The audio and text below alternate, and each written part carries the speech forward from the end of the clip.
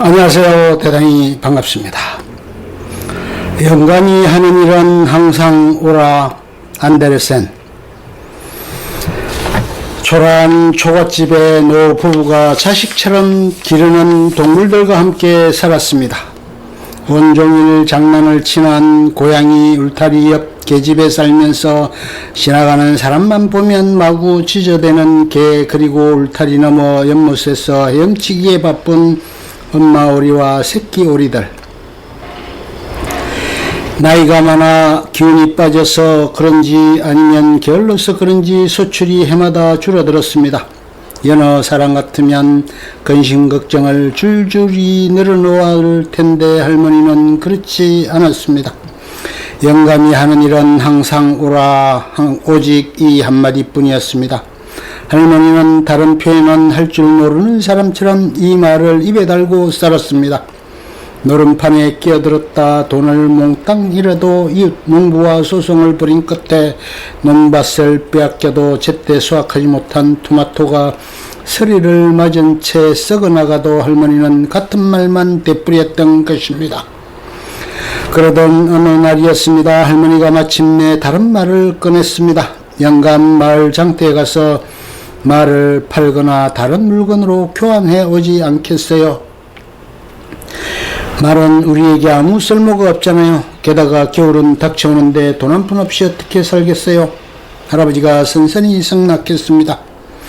목도리를 두르고 나비 넥타이를 묶은 다음 중산모를 쓰고 나니 돈 많은 지주처럼 보였습니다. 할머니는 작별의 입맞춤을 하고서 행운을 비는 뜻에서 침을 3번 뱉었습니다. 할아버지가 의젓하게 말에 올라 마을 장터로 떠났습니다. 수레를 끌고 말을 몰고 아니면 걸어서 장터로 향하는 많은 농부들 뒤로 흙먼지가 풀풀 날렸습니다. 할아버지가 비오듯 땀을 흘리며 헉헉거렸습니다. 가을볕이 제법 쨍쨍이 내비 비치는 데다 양파처럼 겹겹이 옷을 껴입었으니 더울 수밖에요. 마침 소를 몰고 가는 농부가 나타났습니다.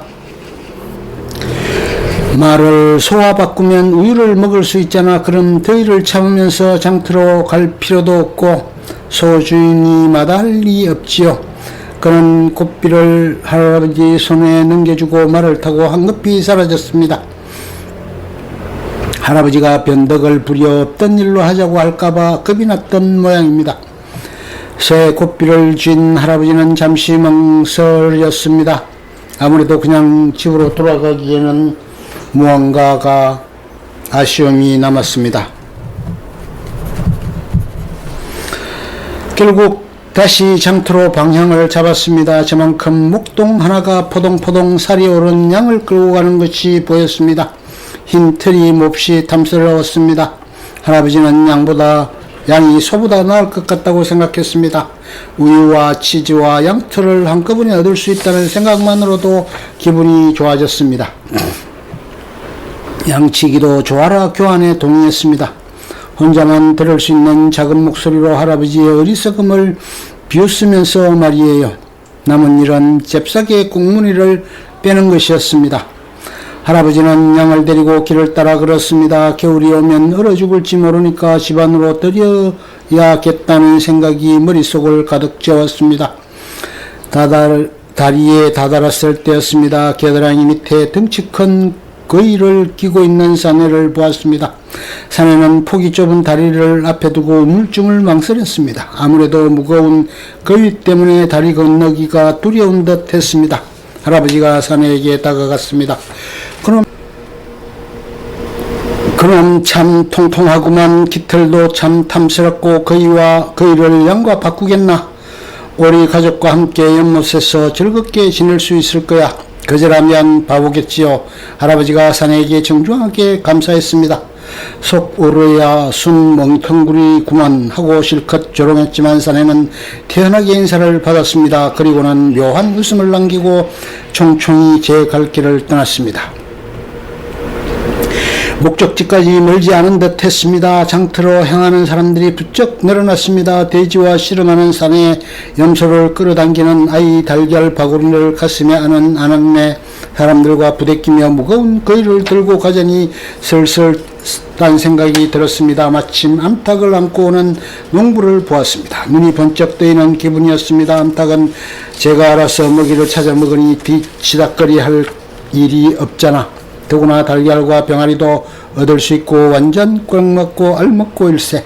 그에 비하면 이놈의 거위는 안고 가기도 힘들고 아무짝에도 쓸모가 없네. 이번 일요일에 잡아먹는다면 모를까. 그래서 농부를 불러세우고 거위와 암탉을 교환했습니다. 할아버지는 이 일이 몹시 만족스러웠습니다. 자신에게 상이라도 줄이는 듯 가까운 연숙에 들어가 좀 쉬기로 했습니다. 마침 맞게 연숙 간판이 눈에 확 띄었습니다. 금정말 연숙이라고 씌어 있었습니다. 여기가 안성맞춤이군. 내게도 말이 있었지. 혼잣말을 주절거리면서 문을 여는데 웬 마부가 자루를 등에 짊어지고 후다닥 튀어 나왔습니다. 할아버지가 한쪽으로 비켰으며 물었습니다. 등에 짊어진 것이 대체 무엇이기에 이리 서두르시오? 아, 이거요, 돼지에게 줄 썩은 사과랍니다. 별것 아니라는 투로 대답을 마친 마부의 두 눈이 휘둥그레졌습니다. 할아버지가 암탉과 썩은 사과를 바꾸자고 정했기 때문입니다. 할아버지가 마부에게 천천히 설명해 주었습니다. 왜 내가 바보같이 보여? 천만의 말씀, 나도 다 생각이 있어 이러는 거야. 지난번에 우리 집 사과나무에 사과가 한 개밖에 열리지 않았어. 그걸 날름 먹을 수 있나? 찬장 위에 올려놓고 이웃들에게 구경시켜 주었지. 어찌나 부러워하든지. 그래서 썩을 때까지 그냥 내버려 두었어. 그런데 자네에게 썩은 사과가 가득 든 자루를 얻어 이웃들에게 보여준다면 그들은 사과나무에 열매가 주렁주렁 열린 줄 알고 부러워 죽을 거라네. 마부는 정신 빠진 늙은이가 틀림없다고 생각하면서 암탉을 낚아채 잽싸게 자리를 떴습니다. 이 광경을 지켜보던 연숙 손님 둘이 의의가 없어 혀를 끌끌 찼습니다. 그중 하나가 궁금해 못 참겠다는 표정으로 물었습니다. 값비싼 옷과 서툰 억양을 보면 영국인임을 금방 알 수 있었습니다. 썩은 사과 한 자루와 암탉을 교환하다니 정신 나갔어요. 모르는 소리 말게 할아버지는 오늘 있었던 일을 처음부터 끝까지 자세하게 들려주었습니다. 성공한 장사꾼이 화려한 추억을 떠올리며 몸담을 늘어놓듯 말입니다. 영국인들이 배꼽을 쥐었습니다. 잘하신 일 같지 않은데요. 댁에 가서 마나님한테 혼께나 나시겠습니다. 영국인 하나가 손사래를 쳤습니다. 아니야, 우리 할멈은 무슨 말을 할지 내가 잘 알아. 영감이 하는 일은 항상 오라 이렇게 말하겠지. 할아버지가 데리고 하자 다른 영국인이 껄껄껄 큰 소리로 웃었습니다. 저랑 내기하실래요? 마나님께서 정말로 그렇게 말씀하신다면 제가 금화 한 자루를 드릴게요. 할아버지는 무엇을 거시겠어요? 금화 한 자루라 그 좋지. 나는 이 썩은 사과 한 자루와 우리 할멈과 나와 내 집을 걸겠어. 할아버지는 한 발자국도 물러서지 않았습니다. 할아버지의 허풍의 연속에는 한바탕 웃음꽃이 피었습니다. 내기도 또 하나의 약속인지라 할아버지는 맥주 한 모금으로 갈증을 달래고서 바로 집으로 떠났습니다. 영국인들과 호기심 많은 연숙 손님 몇이 뒤를 따랐습니다. 영감 어서 오세요. 말값으로 얼마나 받았어요? 이제 우리는 부자예요. 그렇지요. 할머니가 할아버지를 반갑게 맞으며 물었습니다. 말은 팔지 않고 다른 것과 바꿔서 그래요. 어련히 알아서 하셨겠지요. 할머니가 기쁨이 가득한 목소리로 할아버지를 칭찬했습니다. 할아버지가 말을 소와 교환했다고 설명하자 할머니는 입이 귀에 걸릴 만큼 환하게 웃었습니다. 정말 잘했어요. 우유와 버터와 치즈를 만들어 내다 팔 수 있겠네요. 우유로 수프도 만들어. 그런데 소를 양과 바꿨어. 할아버지가 말 허리를 끊었습니다. 할머니가 손바닥으로 이마를 탁치며 소리쳤습니다. 아이고, 내가 생각이 짧았네요. 영감은 어찌 그리 똑똑하지요. 양털 모자를 쓰면 겨울 추위에도 끄떡없을 거예요. 양털 양말도 짜 드릴게요. 영감은 정말이지 타고난 장사꾼이에요. 장사꾼. 할머니가 할아버지를 껴안으려 했습니다. 그러자 그 전에 할아버지가 먼저 말을 꺼냈습니다. 양과 거위를 교환했는 걸 할머니는 잠시 띵한 얼굴이었습니다. 하지만 곧 쾌활한 목소리로 탄사를 연발했습니다. 이번에는 미처 생각 못했군요. 11월 11일 성 마르틴 축일이 얼마 남지 않았잖아요. 맛있는 거위구이로 잔치를 베풀 수 있을 거예요. 영감은 생각이 정말 기뻐요. 거위를 암탉과 바꾸어서 할아버지가 또다시 고백했습니다. 그래도 할머니는 바가지를 긁지 않았습니다. 영감이 나를 위해 주는 거야 잘 알고 있었지만 내가 암탉을 기르고 싶어 했다는 것은 어떻게 잘 알았는지 잘 모르겠네요. 아, 근사한 닭장을 만들어 주어야지. 얼마 안 있으면 병아리가 태어나겠지요.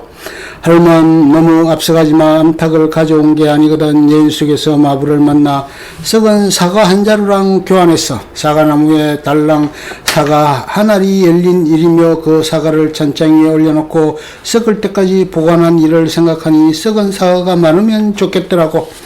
어머나, 이렇게 좋을 수가. 늘 가난에 쪼달리다 보니 불평도 많았잖아요. 하지만 오늘 사과 한 자루가 생겼으니 찬장 위에 몽땅 올려놓자고요. 그럼 이웃 사람들이 우리를 보고 부자가 되었다며 부러워할 거예요. 에고 기특한 우리 영감은 정말 재치덩어리예요. 할머니가 덩실덩실 어깨춤을 추며 쪽 소리가 나도록 입을 맞추었습니다. 바로 곁에서 이 광경을 목격한 사람들은 깜짝 놀라 말문이 막혀버렸습니다. 마침내 돈 많은 영국인이 시원스레 웃으며 말을 꺼냈습니다. 인상 깊은 대화였습니다. 할머니께서는 할아버지가 돌아가신 뒤에도 영감이 했던 일은 항상 오라 하고 말씀하실 분 같군요. 여기 그 말을 받아주십시오. 할아버지는 내기에 이긴 자신이 몹시 자랑스러워 껄껄껄 웃었습니다. 할머니도 행복했지요. 하지만 아무리 국내도 그 말을 한 줄 아나 이런 사람이 어째서 싱글벙글 할 수 있는지 이해할 수 없었습니다.